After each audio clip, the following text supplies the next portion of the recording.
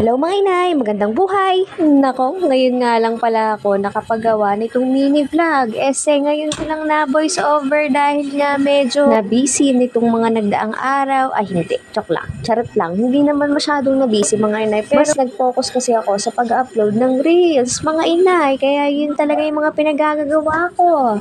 Tapos syempre mga inay, napapaisip rin ako mga inay kung tama pa ba itong ginagawa ko. Kung ipagpapatuloy ko pa ba ang pagbibideo at paggagawa ng aking mini vlog. Naisip ko lang naman ng konti yon mga inay, pero syempre dire-diretso pa rin tayo. Hindi tayo pwedeng tumigil at walang magpapatigil at walang magpapaawat sa ating mini vlog. Pero ganito kasi yon mga inay, ma-share ko lang pala sa inyo. Medyo na full storage kasi itong cellphone ko.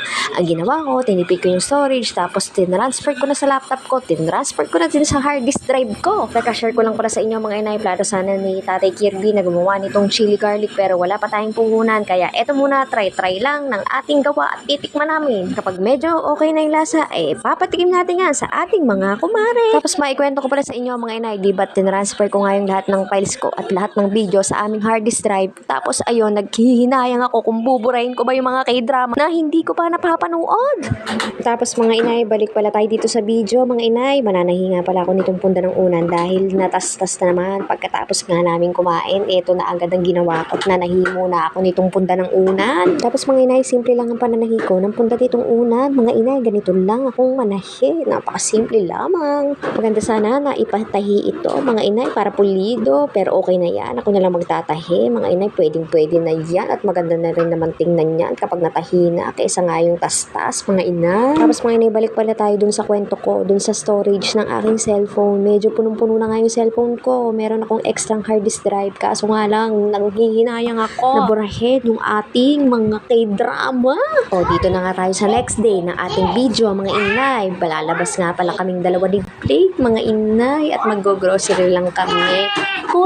Konting grocery lang mga inay. Syempre yung mga kailangan lang at yung wala sa listahan ay dapat hindi natin bilhin. Kung ano lang yung nasa listahan, yun lang ang ating bibilhin. O tapos nakita nyo ba, dinampot ko yung Gatorade, ibinilagay ko ulit dun sa basket dahil hindi naman yan kasali sa listahan at kinuha lang yan, di ba gets? Ito lang yung mga pinamili ko mga inay, konting-konti lang. Syempre yan yung mga pang 2 weeks nating kakainin. Konti lang yan mga inay. Syempre meron tayong mga konting dilata, tapos may gatas, tapos kung ilang piraso lamang na mga grocery yan nakasasakko sa 2 linggo mga inay. Konti lang mga inay, yung sakto lang sa ating budget ang ating ipamimili. Tapos mga inay, ma-share ko lang sa inyo, etong si Bagets ay nagtataka kung bakit lahat ng aming grocery ay inilalagay ni Kuya dun sa kahon. Sabihan ba naman si Kuyang Bagger na, no, it's mine. Sinabihan ko na lang mga inay, tinagalog ko, anak, yan iilalagay sa kahon dahil yan ay bibit-bitin din natin pa uwi. Syempre, pagkatapos natin mag-grocery, isabay na natin ang paglalaro nitong si Bagets dito sa paborito niyang arcade. At syempre mga inay at itay, bago ko nga pala tapusin yung video na to, hello, magandang buhay nga po pala sa aking mga bagong followers. Para sa inyo, ang double cheeseburger na to. Charot. Salamat nga po pala sa panonood, tapos sa pag-follow ng aking page. Maraming salamat po talaga at pinalaw nyo po ako kahit hindi nyo po ako kilala. Thank you so much po. Sana po ay hindi kayo magsasawa sa mga videos na ina-upload ko. At sa mga future videos na i-upload ko pa, sana po ay manonood pa rin kayo. Wag po kayong bibitiw. Salamat po ulit ng marami. Bye po. Hanggang sa susunod na videos ulit.